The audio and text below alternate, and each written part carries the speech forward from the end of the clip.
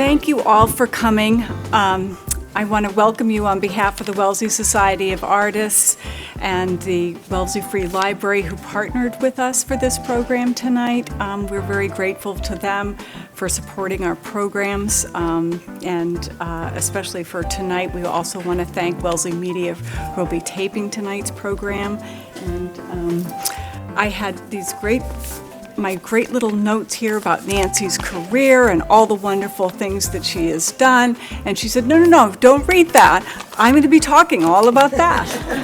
You'll get enough of that, trust me. So, without further ado, we have our evening with Nancy Colella. Thank you.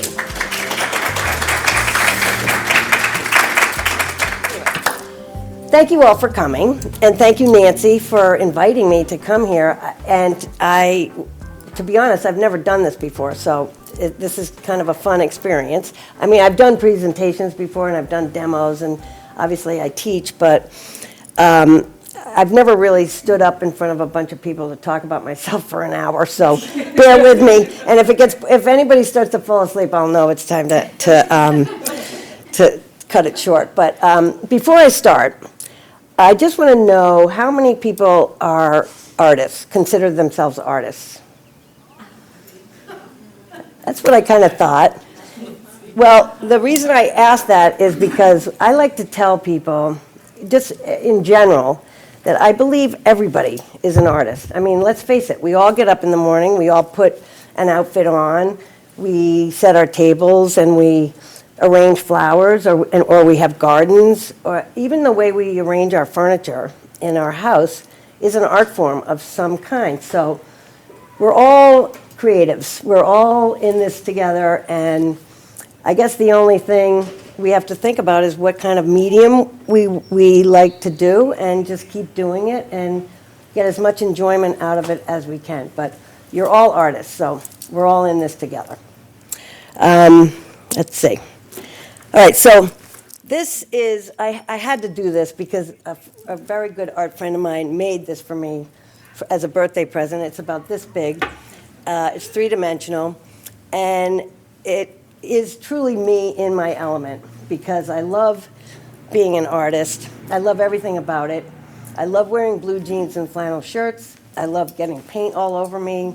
I love spending hours in the studio by myself, but then I also love being in the classroom and being with other students and other artists and talking with artists,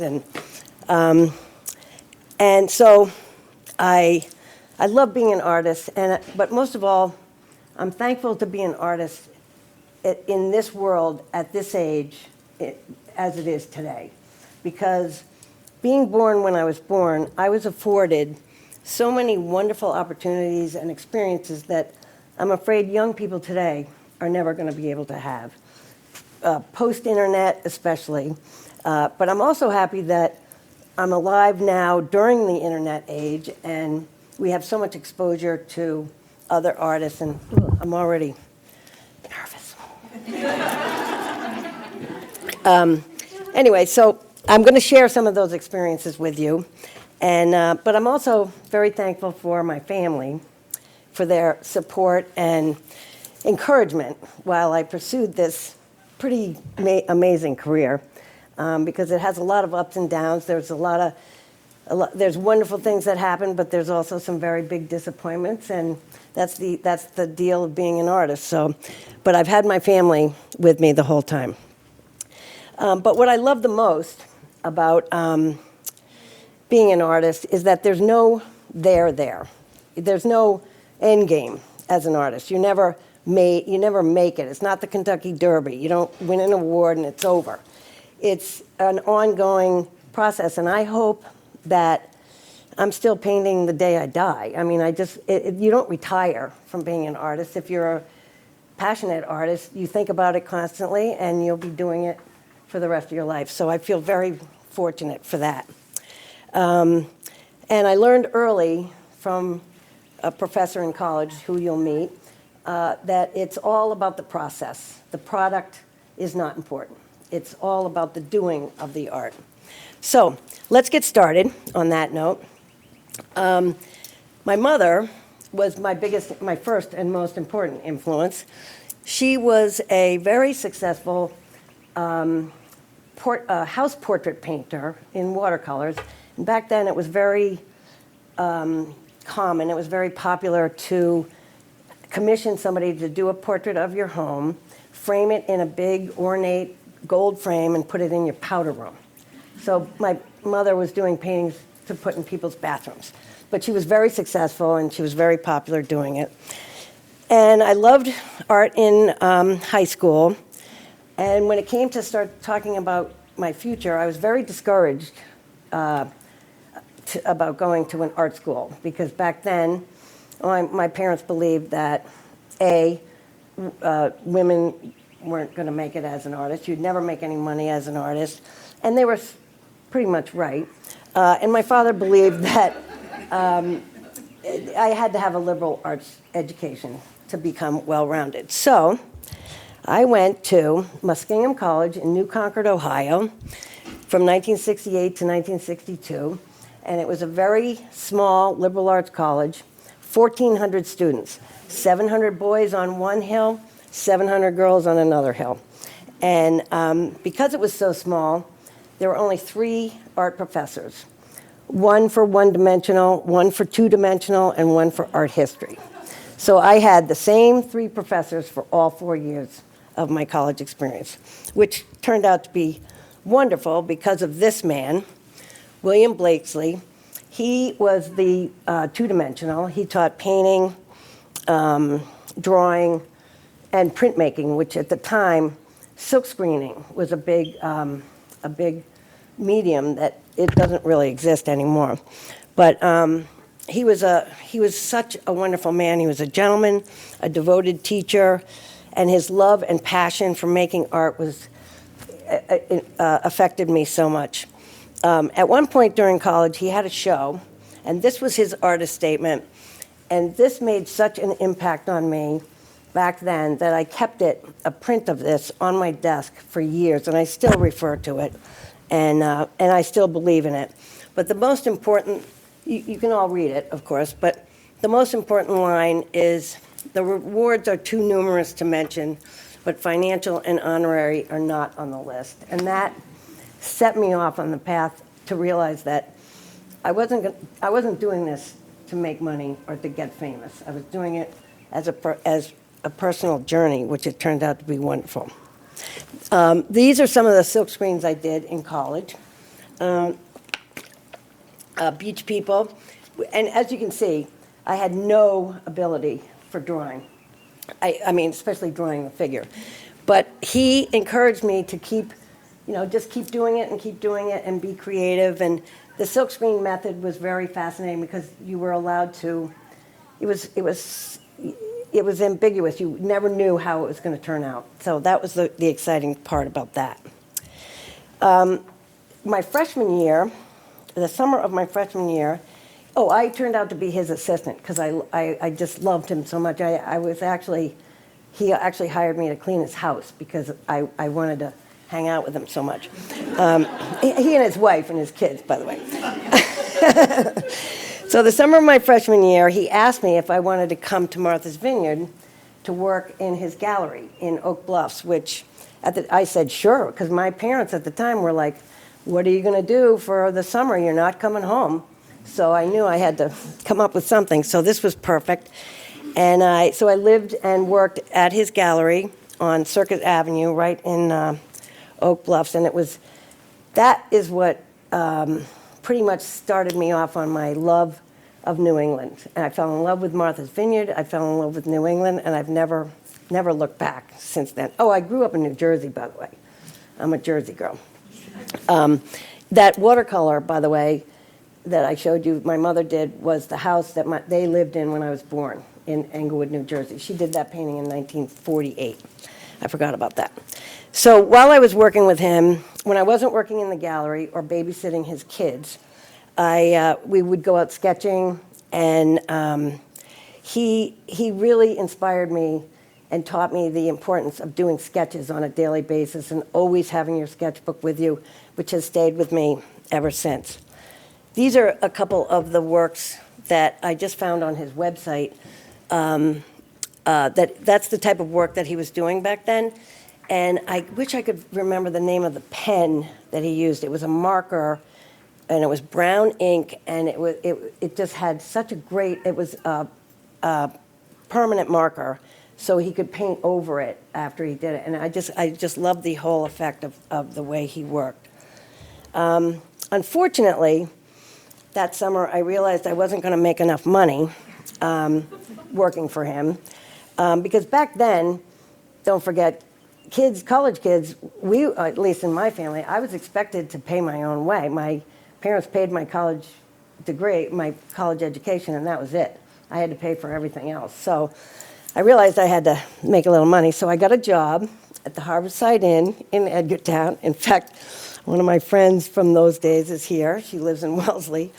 And that was something that changed the course of my life because it introduced me to the hospitality business, which actually suited me very well. Because I forgot to say that Mr. Blakesley, in my reviews during college, he always said to me, Nancy, you're going to have a hard time being a successful artist because you're way too social. You're never, ever going to be able to hang out in your studio for hours on end because he said, I know you'll be working on a painting and somebody's going to call you and say there's a party going on down the street and you're out of the studio in a heartbeat. And he was pretty right. So the Harborside Inn gave me, it fulfilled everything for me. I met so many people. I fell in love with the hospitality business, and that certainly fulfilled the social side of my life. And I returned every summer for 7 years, and I saved every penny, and that's how I managed to do everything I was able to do, thanks to them. So after graduation in 1972, I did what every self-respecting 22-year-old sort of hippie did. I got this book, and I decided to travel. And don't forget, back then, traveling, there was no internet. So when I told my parents I was going to fly to Luxembourg by myself and hitchhike to Greece, they were a little taken aback because there was no way they could communicate with me unless I went to an American Express office and sent them a telegram. But that's how we lived back then. So I had heard about the Aegean Center for the Arts, in Paros, Greece. And a friend of mine had been there, and he said it was a wonderful experience. So via snail mail, I applied and got accepted and knew nothing about it, but I got on a plane in Luxembourg and hitchhiked to Paros, Greece. And I took a semester there. And this school was founded in 1966, and it offered very small group, very innovative art classes. It was like nothing I had taken in college, mostly painting and drawing. And remember, back then, Paros, by the way, now is a very sought-after resort community or island in Greece. And back then, it was unheard of. In fact, there was only one car on the whole island. And when I got off the ferry, the director of the school told me where I was going to live, and he introduced me to my landlady. And she said, come on with me, I'll show you where you're going to live. And she walked over to these two donkeys, and we get on the donkeys, and we go up the hill to the cottage, and she checks me and everything. And she said, now that donkey, you can use him whenever you want. So that was my transportation the whole time I was there, and it was quite an experience. Not only that, I fell in love with the Greek culture. I just loved everything about it, especially the food. So much so that my parents didn't even recognize me when I got off the plane because I was 30 pounds heavier, and I was wearing a caftan because I couldn't fit into any of my normal clothes. So that was my Greek experience. Oh, and I found these in my studio the other day. These are some of the sketches that I did while I was in Greece back then. Then the following year, so I went back to the vineyard after recharging my bank account. I drove my Volkswagen bus with a girlfriend from Boston to San Miguel, Mexico, to go to the Instituto de Allende, which now, today, interestingly enough, is a very popular art school, and San Miguel is a wonderful destination. There's a lot of expats down there. A lot of Americans are going and living in San Miguel. So we drove my Volkswagen bus down and rented a small villa in town, and I took classes in photography, painting, and weaving, of all things. And unfortunately, I don't have any, because we didn't have internet, I don't have any like physical photographs to show anybody of that time. So let's fast forward. Now it's 1975. I'm still bumping around trying to figure out what I'm going to do next. And I called home from a payphone on Martha's Vineyard because I didn't have enough money to own a phone. And it was my birthday, and I was turning 25, so I called home so my parents could wish me a happy birthday. And my mother got on the phone and she said, "Nancy, the party's over. You got to get a real job and get yourself together. You're a college-educated girl. Let's get serious about life." So I was like, oh, yeah, I guess she's right. So I packed up my Volkswagen bus and moved to Boston, and I got a job at the Parker House. And that's where I met my husband, who was also working there. And as a side note, we were working there during the blizzard of '78, and the hotel was full for an entire week. But half the employees couldn't get there, couldn't get in or out. So my husband and I pretty much ran that hotel for a week together. We were making beds, we were feeding people, and that's what we got married 6 months later. And then, because he worked for the same company, we moved around a lot. We moved to Minneapolis, we moved to Chicago, we moved to Philadelphia. We had 2 kids, one of which is here. And fast forward, in 1993, we moved back to Boston. And I was thrilled. And we bought an antique farmhouse in Norwell.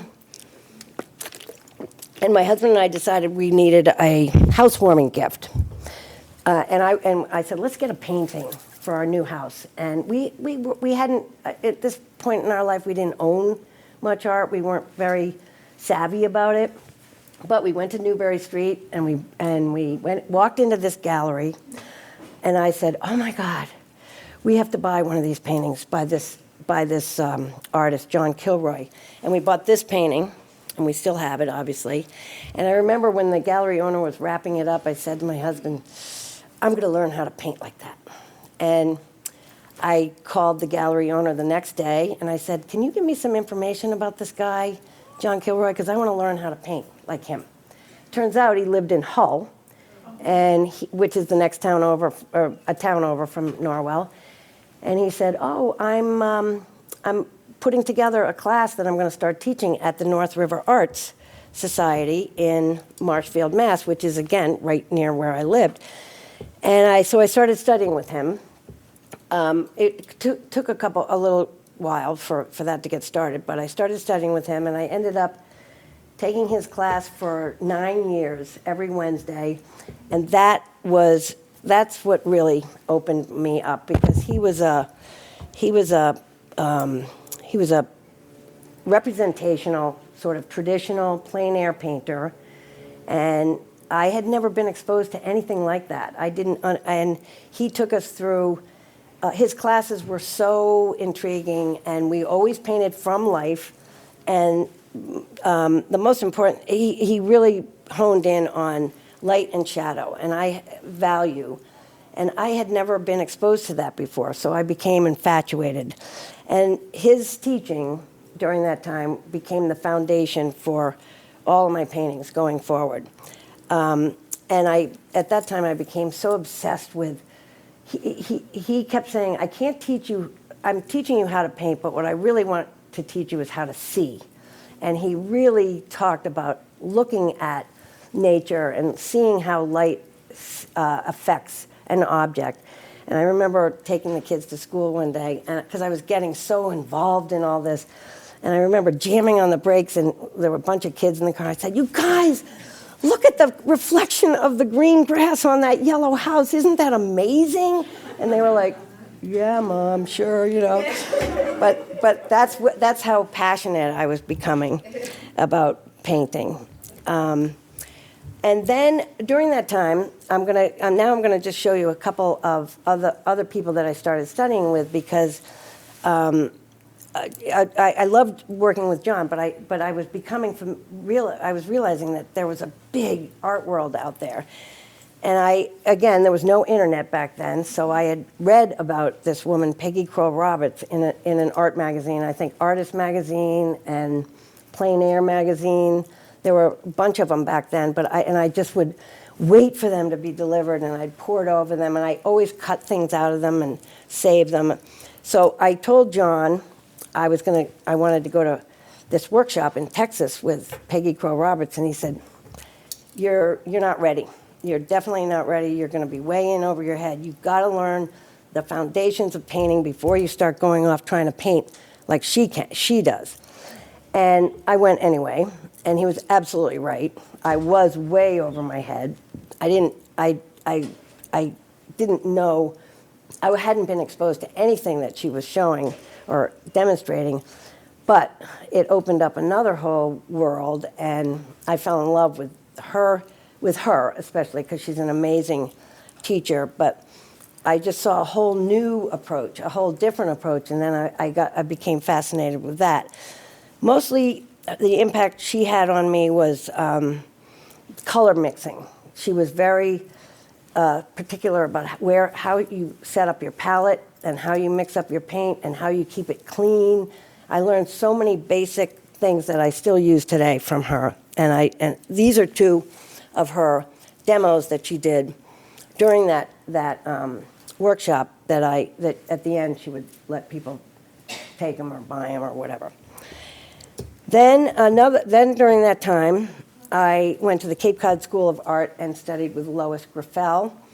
And that, again, I was exposed to another whole form of another whole school of art or painting thinking.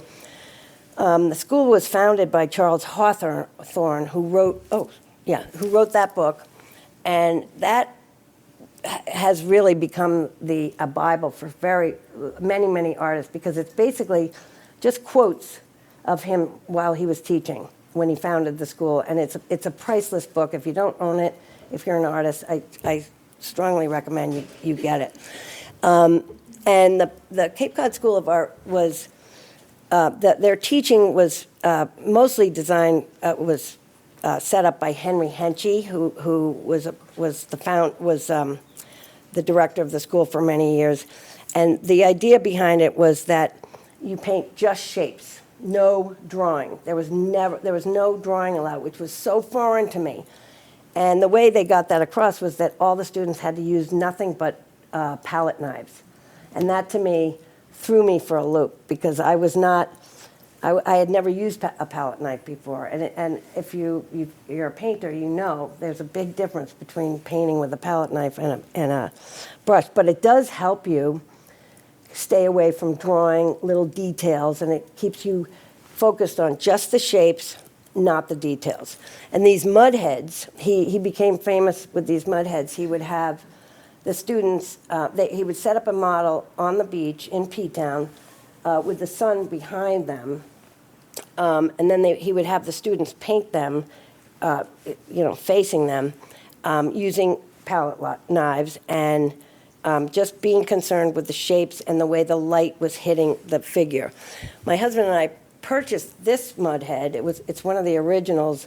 It's actually a student work, because during that time they would take the student work at the end of every semester, turn them around, and that's how they would cover the walls at the school. So when they renovated the school many years later, they found all these mud heads in the walls, and a gallery in P-Town, I can't remember the name, the Egley Gallery, I think, had these for sale. So we bought this. This was a student work, and it's a good size, and it's a wonderful thing to own. We just love it. And then there's also Kevin McPherson. I studied with him. He's a famous plein air painter, and again, the idea of plein air painting is that it's an immediate process. It teaches you how to see what's in front of you, paint what's in front of you in a sort of an organized fashion, and pretty much you have to do it in a pretty fairly decent time period. And again, this is another book that I highly recommend to all artists. It made a big impact on me. Another influence was Charles Sovek, who unfortunately is no longer with us, but I studied with him in Chatham, and he was a big influence on me, as is this book. And the three main takeaways I have in my notes, like I said, I used to take copious notes and then put them in a 3-ring binder. I found them the other day, and the three things I learned from him was that the sky should always be clean color. Don't ever let your sky get, especially green, like before you paint your sky, make sure you have a clean brush, because there's nothing, that was his idea. The other thing he taught me was that to mix the color for Cape Cod shingles, it's French ultramarine blue and cad red light, because it makes a perfect gray. And boy, did that changed everything for me, because I didn't understand really how to mix colors the way they were supposed to be. And he also told me to always make windows and doors on architecture smaller than they appear. And that was life-saving, because now when I see paintings and the windows and doors are too big, I'm like, oh, they should have studied with Charles Sovek, because they wouldn't be making that mistake. And then there's this man, Ken Oster, who's from California, but we were lucky enough to have him come to the South Shore Art Center and do a workshop. And he was most famous for his juicy brushstrokes, as you can see. This is a demo. This is hanging in my kitchen. This was a demo he did at this workshop. And his big thing was using lots of paint with big brushes. In fact, I was floored at the workshop when he set up his palette with a 6-foot banquet table covered with parchment paper, and he would use a caulking gun to put his paint out, like piles and piles of paint, and then he'd get his brushes. They were house painting brushes this big to paint a painting like this. And his advice was always, stay away from using a small brush as long as you can, and because that's when you get into trouble. So I learned a lot from him, and he was quite a character. I remember a quote from him. He always said, "Success comes based on what you leave out." And that struck me as good advice, because as artists, as you know, we always put in way too many. We always say too much. One of my other famous quotes talking about that is, I forget who said it, but it's not a police report. A painting is not a police report. You don't have to give every detail. Okay, and so like I said, this was pre-internet. And back then, artists used to send postcards, and I loved getting those postcards, and I saved all of them, and I would keep them filed in by subject, so I could go reference them, or I could share them with other people. And I also, taking all these workshops, I would take many, many notes, and I would come home, type them up on my typewriter, put them in a 3-ring binder based on subject, procedure, whatever the person was talking about. And to this day, I cherish those books, because I refer to them constantly. And I used to cut out pictures out of magazines that I liked and file those by order. And that served me very well. So in 2001, I had my first show, and it was called Got Paint. I don't know if anybody remembers this, but there was a big ad campaign back then called Got Milk. So that's where that came from. And the show was at a little library in downtown Norwell. And the show, it was my first time showing my work to the public. And there were 47 paintings, and the average size was about 8 by 10. and the average price was $375. And I did pretty well, and I was very excited about it, and it really started me off on a career of showing my work. This is the only photograph I have of the paintings that were in that show, and that's called Mom's Strawberries. And back then, I used to use these distressed wood frames. I found a man in upstate New York he called himself a deconstructionist, and he would take apart old buildings and then save all the trims and the windowsills and everything, anything that had any use, he saved. So I would go to his warehouse 2 or 3 times a year and pick out wood that I liked, and then I would email him the sizes for the frames, and he would make the sizes and send them to me. But they would be raw. I mean, I would have to do all the hardware and everything, but I loved them, and they really complemented my work. And they were becoming very popular, and I was going with it for the longest time until somebody came up to me and said, "Oh, you're Nancy Colella. You're the one that has the really cool frames." And I was like, "Well, yeah, but what about my paintings?" So I decided I might want to just phase that out. I still have a few, and I still use them. I still have some in my house, but I moved on from that after that. Then I began teaching, and I decided, I got so enthusiastic about everything I was learning, I decided I should probably share some of this knowledge with other people. So I sort of came up with this drive-by version of everything I've ever learned about painting, and I called it the 1 hour painting. And that sort of happened because I at the time, would go up, I had a studio by this time, and I'd go up to my studio on Sunday mornings, and I would listen to a church service on the radio, a different church service every Sunday, but it was usually 1 hour. And I'd start the painting as the service would start, and then just as they're doing the exit hymn, I'd be finishing up, and I'd say, "Wow, I just did a painting in an hour." So that's how I came up with that idea. And when I started teaching, I would email the students ahead of time, and I'd ask them 2 questions.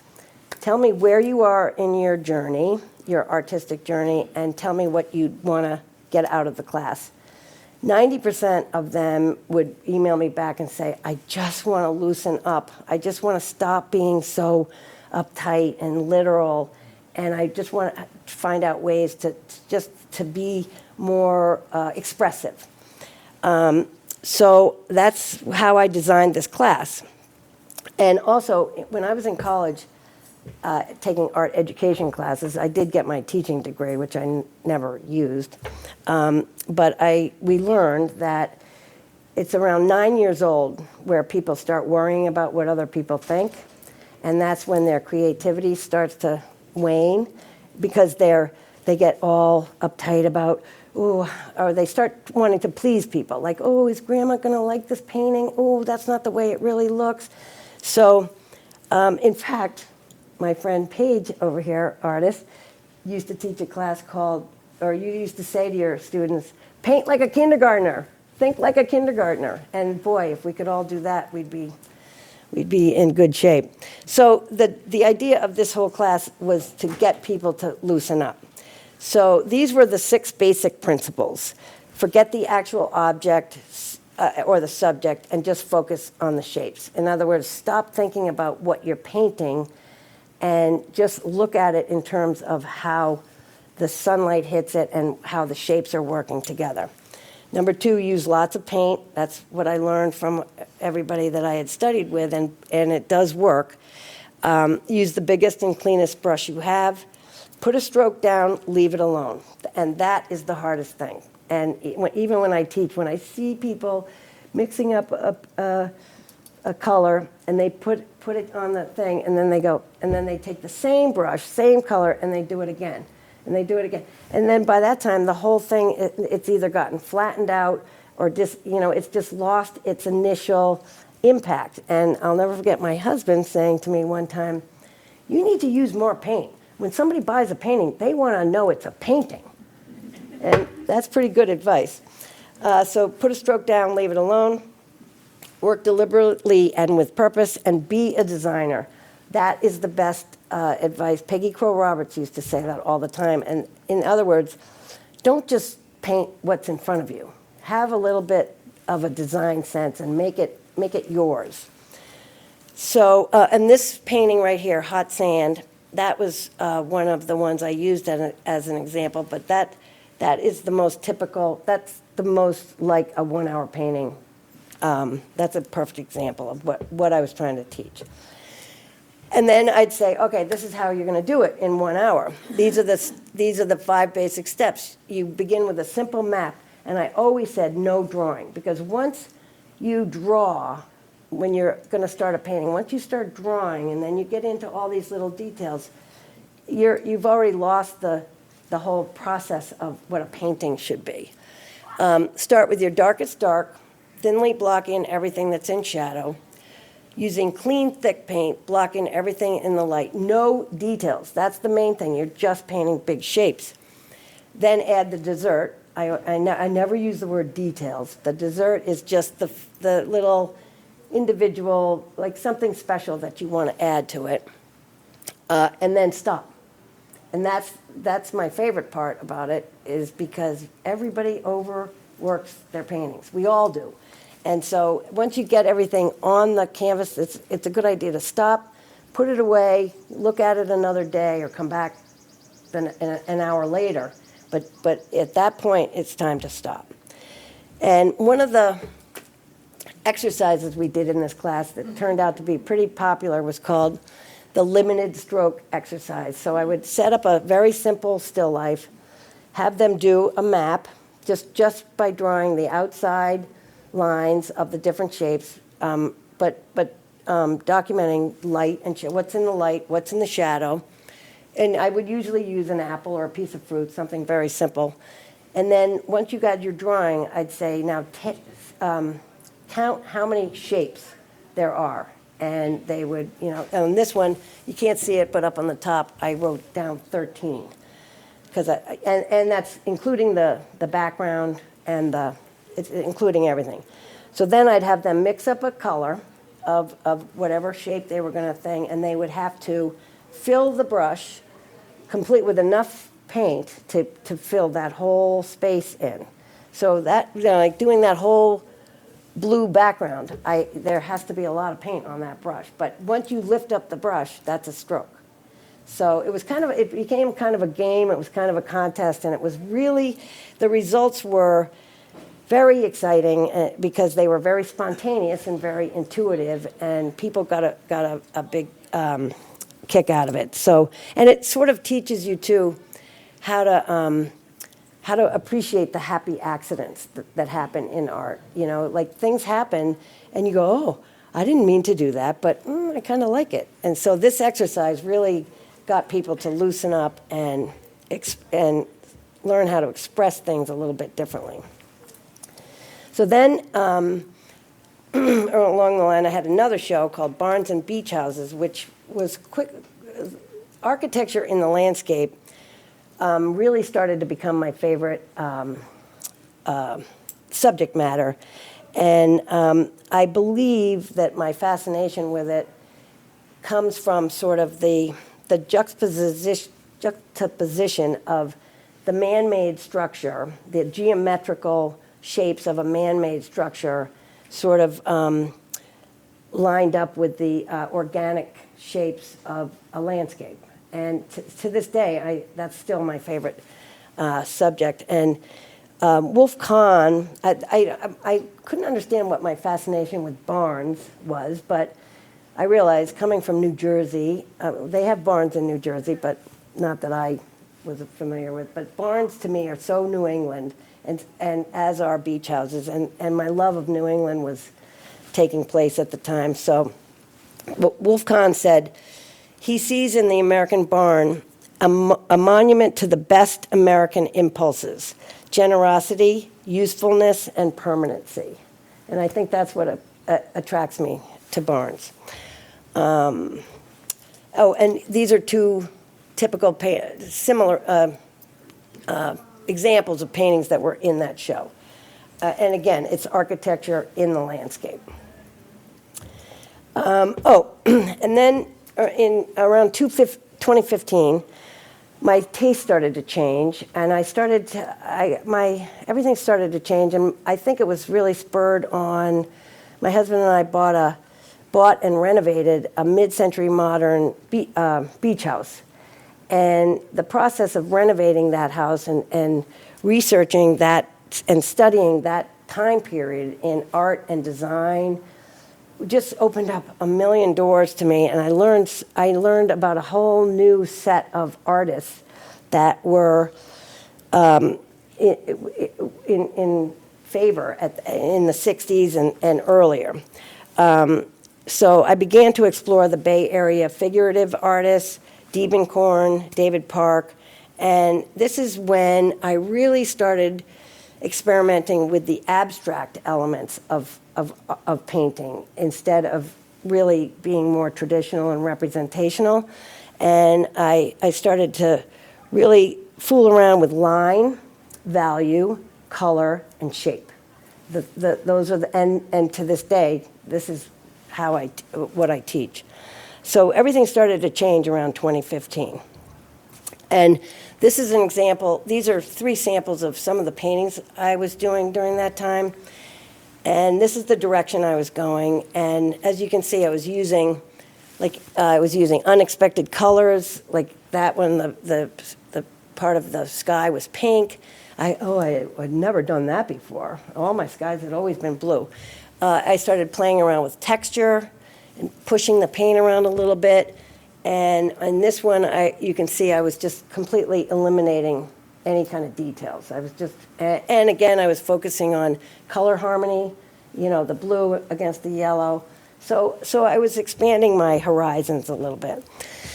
I was also, because we now were living at the beach, I had all new subject matter, and there was a whole beach in front of me, and people on the beach became my next favorite subject, and this just happens to be a triptych that I did during that period, so I thought I'd show that. Then I really got off the beaten track, and I took a semester class with Catherine Keogh at Mass College of Art, and that was pretty eye-opening to me, because one of the things, the very first class we had, and it was a figure painting class, and she said, rule number 1 in this class is you have to use a ruler. Everything has to be a straight line. And I was standing there going, is she kidding? How do you draw a boob with straight lines if it's a figure class?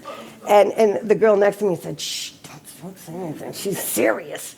And she was but I loved this class, and I learned a lot, and I get where she was going with all that. And here are 3 samples of the type of work that I was doing after that. And you can see I got pretty extreme with this, straight line business. And this was a real departure from anything I had ever done before. But I kind of felt I got pretty excited about it, and I was having some success with it, and it was kind of fun.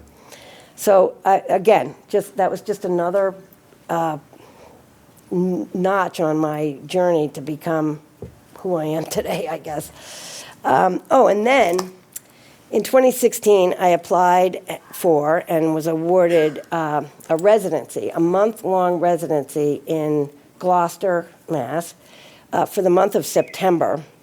And they gave me a gorgeous guest house right on the water.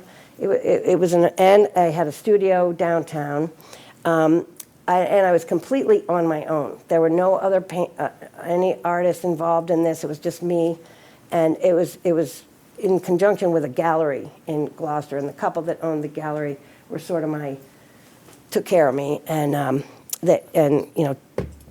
organized everything.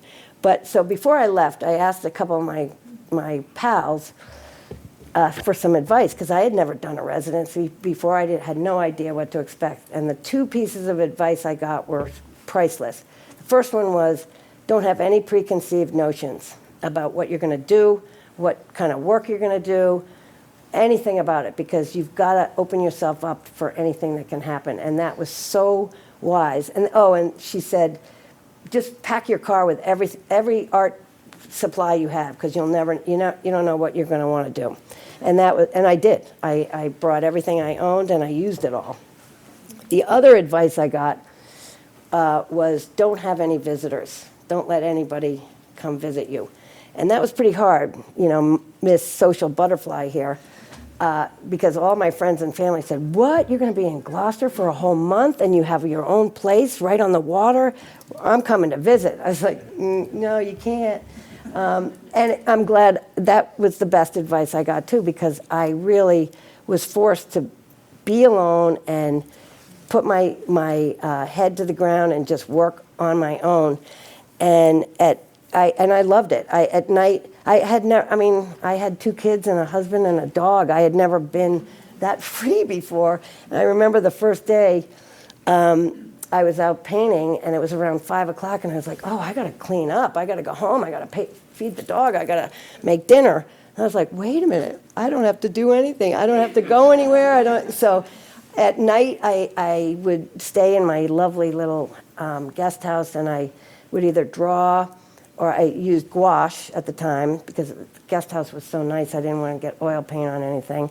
But that's when I taught myself how to do a PowerPoint presentation, because they had told me I had to do a presentation at the end of the month. So that was a great opportunity. And when I was there, I was so overwhelmed by the subject matter. I mean, there was so much to paint in Gloucester. So I decided to hone in on the harbor. And it turned out that was such a great subject to work with, because of the geometric shapes and the incredible colors and the combinations of everything. So all this straight line business I had done with Catherine Keogh and everything that I had learned, I had been studying, really came around full circle. And I had a wonderful show after that experience. That was life-changing, a month in Gloucester by myself. And then after that, I went out to Scottsdale, Arizona, where I studied with Mark Daniel Nelson, who I'm still studying with today. He actually, pre-COVID, right after that Scottsdale workshop, he started teaching Zoom classes. Nobody had ever heard of that before, but he's one of those man-boy geek guys, he loves anything electronics, so he figured that out right away. He was teaching Zoom classes right away, and today he still teaches a class every Wednesday, and he's involved. I don't know if any of you know about the Winslow Art Center out in Washington. That saved my life during COVID. That art, because they give the best. They have the best artists giving Zoom classes via Winslow Art Center. And this, ironically, that picture over there, I cut that out of a magazine, I think, in 2002.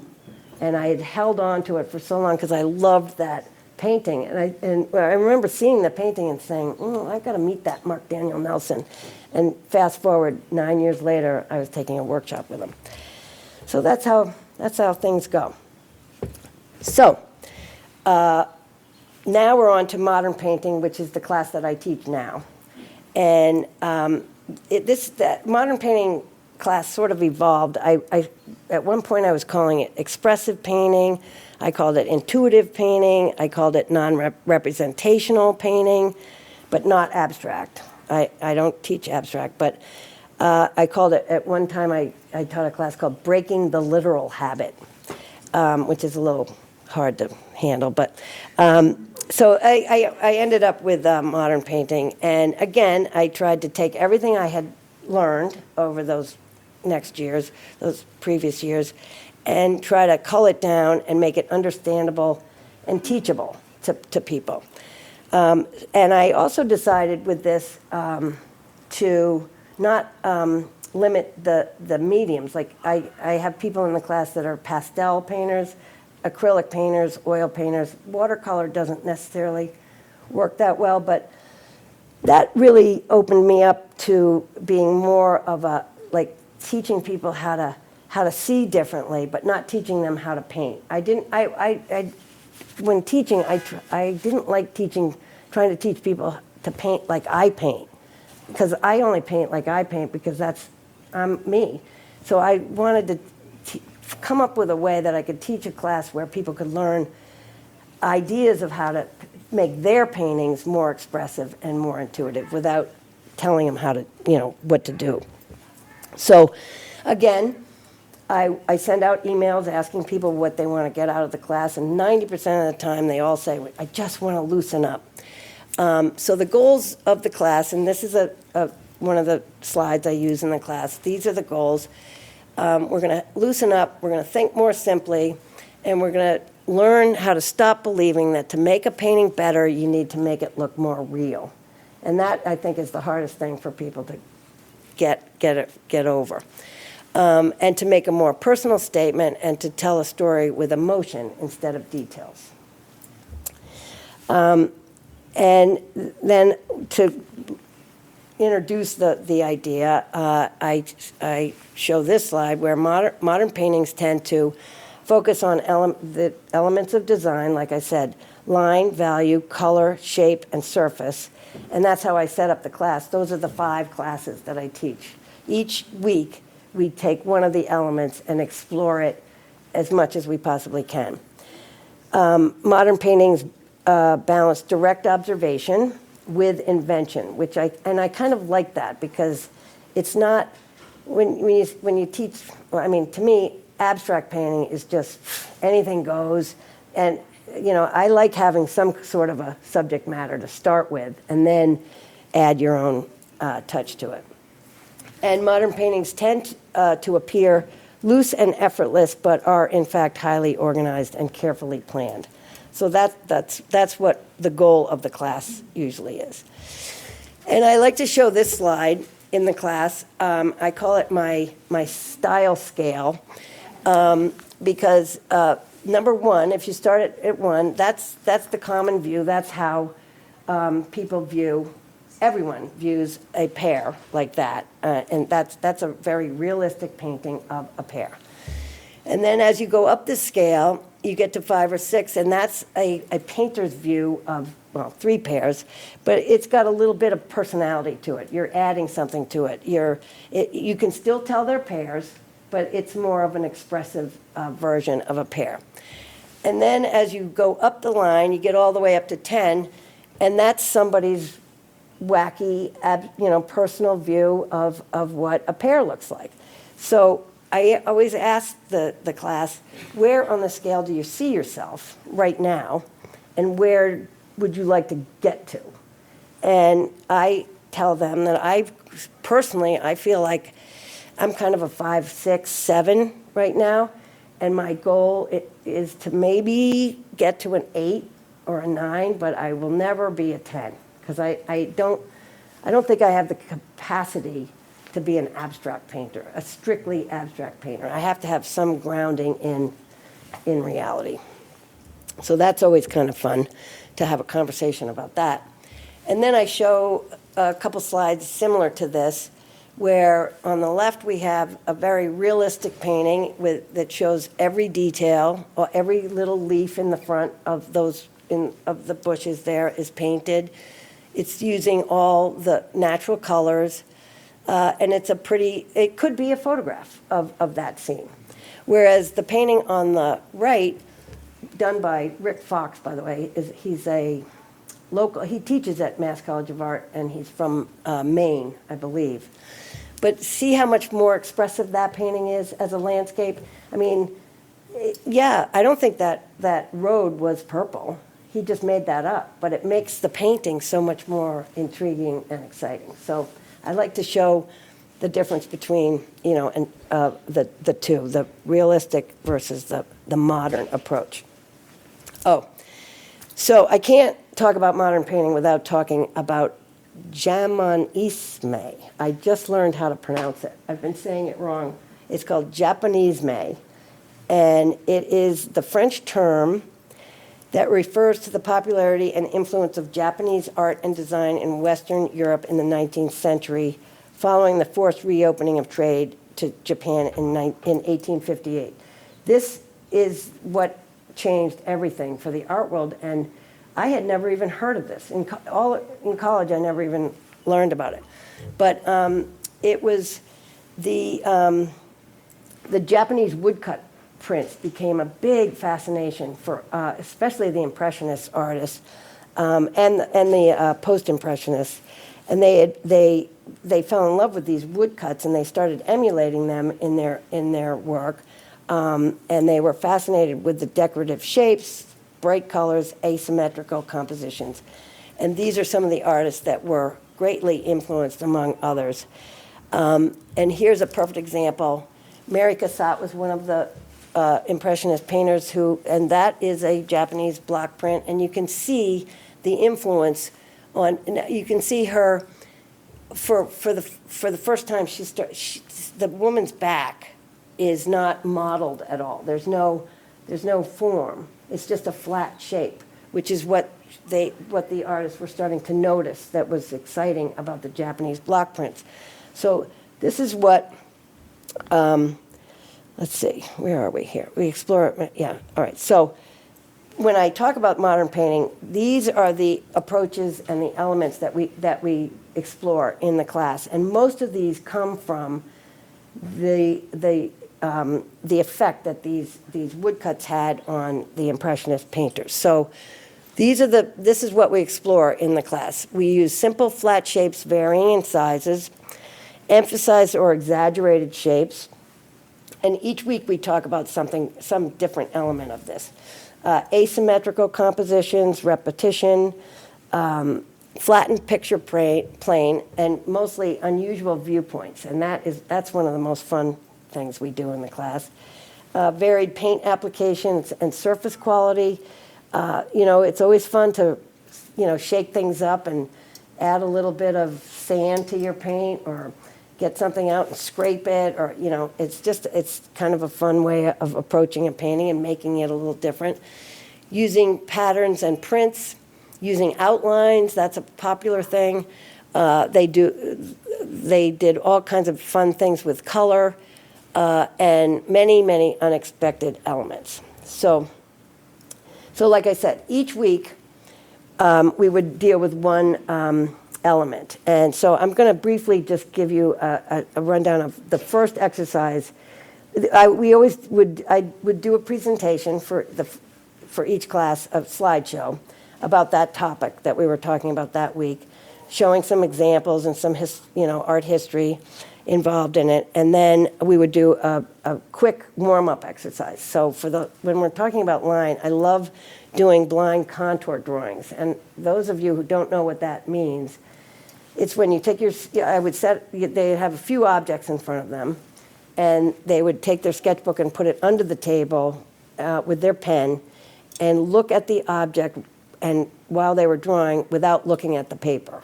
And the results can be pretty interesting. And the exercise, it's a warm-up exercise, and it would just get them going, but it really helps you with your eye-hand coordination.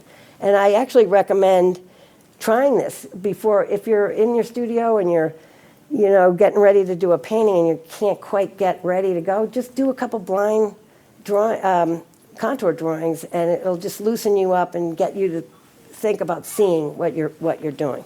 So that's a favorite exercise. Now, value, to me, that's the second class. Value is the most important thing that we can learn. And again, it's a kind of a tricky thing because not everybody gets it, or they don't really see it. So this exercise, I call it designing with 3 values. And again, I set up a very simple still life, and I have them do 2 maps, just drawing the object and the light side and the dark side. And then they have to assign one of the 3 values, dark, middle, or light, to each one of the sections, and then paint that in like that. And what it does is it forces the student to think in terms of a design, like what's going to work best for this design. You can see the one on the left is pretty close to the one, the actual photo. The darkest dark is the dark side of the apple and the dark side of the stem and the shadow, and under the plate is the dark. Same with the other one. But the next one over, so in other words, you're making decisions about how you're going to put the values instead of just copying what's in front of you. So that's one of the favorite exercises we do. And I talk a lot in this class, especially about the value of the importance of doing value thumbnail sketches before you do a painting, because that will, over the years, I don't always do it, do what I say, not what I do, but I can't believe how important it is to do that, because like if you do, in this one, I was delivering a painting to the Concord Art Association, and I drove by that barn, and I was like, I gotta take a picture. And I came home, and I did these 4 quick value studies, and during that time, I was thinking, how can I make that barn really stand out? And it wasn't until I got to the 4th sketch that I did that I said, oh, I can make the sky darker. And so when I did the painting, this is the final painting, and so I made the sky look almost like it was dark, nighttime. So I wasn't going with the photograph so much. I was being a designer, and that's why it kind of works. And of course, it helps when you change the title to say Moonlit Barn instead of Barn in the Sunlight. Okay, so for color, the warm-up exercise we do, I call it an emotional response exercise. And I give them a piece of paper with 12 squares, 1-inch squares, and I number them. And then I tell them to mix up the color that they think of first when they think of these things. And each class, they're different. I give them all different things. But this really opens up a conversation about the effect color has on your emotions. And we usually have some wonderful conversations after this. And this is kind of what it ends up looking like. So everybody does something different. It's just kind of a fun exercise, and it gets people talking and thinking about color. And one of my classes, I had an advertising marketing man in the class, and we were talking about color, and he said that that's all they talk about in advertising and marketing is, like colors mean everything as far as getting the emotion of the customer. So that's the color class. We do some great exercises in the color class. Then the class number 3, or is this 4? Yeah, 4. We do shape, and when we talk about shape, that session we do nothing but collage. And I love introducing collage to this class because collage forces you to simplify, because you can't do little details. You can't put little tiny eyelashes on things cut out of cut paper. So this exercise is called limiting shapes, and I give each student a different image of a famous painting or a well-known painting, and I tell them to replicate it using only 5 shapes. And that produces some pretty interesting results. This is one of my favorites, and here's one that somebody did in a class. And again, it's just the exercise is just meant to get you to think more simply, and like, what are the important shapes? What do I have to include to get the point across, and what can I leave out? And so that's a very valuable exercise. And then the last class, we talk about texture, paint application, and edges. And this is probably the hardest one to teach, especially with mixed media, because everybody has a different way of approaching painting. And paint application is very personal. I mean, that's the thing that you do that's just you. So this exercise, the warm-up exercise for that class, is to do 4 simple paintings of a simple object and do them, each one of them completely different as far as your approach. You know, use outlines, use straight lines, use thick paint, use thin paint, you know, be creative and just come up with everything. And people have a really interesting time coming up with some results. And I do think it gets people out of their sort of comfort zone. All right, now, I can't give this talk without talking about the psychological downside of being an artist as far as what it can do to you up here. There's, of course, painter's block, just like writers have, and all artists, I think, musicians, I think, get this to happen.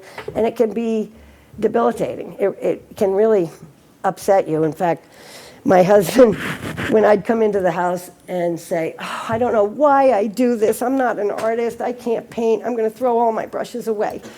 And he goes, oh, here we go. The Freddie, he calls it the Freddie Prinze syndrome. And for those of you that don't know, Freddie Prinze Sr., not Jr., the actor, but Freddie Prinze Sr. was a very funny comedian. He, I forget what show he was on, but Chico and the Man, yeah. And he killed himself because he didn't think he was funny enough. So when I come in the house and say, I'm not an artist, I don't know why I call it, this is a Freddie Prinze syndrome. But I'm not going to kill myself, trust me. But I do get, you know, we all get that way. But then I was told, Mark Daniel Nelson says this a lot. He said, when you're in one of those crisis times, just remember that it usually means you're going to have a breakthrough. And sometimes, and what it means really is that you just have to get back at it. And the best way to break the whole syndrome is to just get in the studio and start painting. The other thing I want to talk about is commissions. The bottom line from what I've learned about commissions is don't do them. It's really not good for anybody. Nobody wins because you're painting somebody else's vision of what they want. And I mean, I know if you're a successful portrait painter, sure, go for it. But I just spent 2 months working on a painting that I hated the whole thing. I hated the subject. I hated the size of it. But the woman wanted specific things, and I wish I had never done it. And it didn't work out. But bottom line is stay away from commissions. And the other thing I can't not talk about is entering shows and getting rejected, because it happens, and it happens to everybody. And it's okay, because the bottom line is it doesn't mean anything. When a judge, if your painting doesn't get into a show, it doesn't mean the painting isn't good. It just means that those judges or that judge didn't appreciate it at the time or surrounded by the other paintings, or they had a vision of how the show, they're trying to put together a cohesive show, and maybe your piece doesn't work with the theme or the other paintings that are getting in. So it means nothing. In fact, I highly recommend if you get a painting rejected from a show, enter it into another show and it'll get in. Or it'll sell, which happens quite frequently. So, on that note, I'm going to wrap it up right now, but this is the advice that has spurred me on. And this book came out about 10 years ago, I think. And I went to a lecture by this man, Austin Kleon. And it's a very, I highly recommend this book because it really gives you the sense of being an artist and what it takes and what you can do and what you can't do and what you can get away with, so to speak. But I love this quote: nothing is original, so embrace influences, school yourself through the work of others, remix, reimagine to discover your own path. So that, I'm going to leave you with that advice, but I'm not leaving yet because I have to shamelessly promote myself because I am having a show, and ironically, it's called Barns and Beach Houses, and it's at the Copley Society May 16th through June 29th. So I hope you can all go check it out. So that's the, how long did I do that? Oh, That was 1 hour, exactly. So does anybody have any questions or answers? If not, thank you for coming. I appreciate it. And yeah, oh yeah.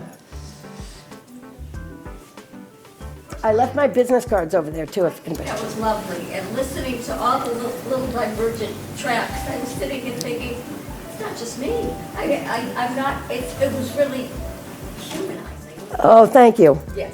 Thank you. I appreciate that. As it should be. Being an artist is just like that. Well, thank you all for coming. I really appreciate it.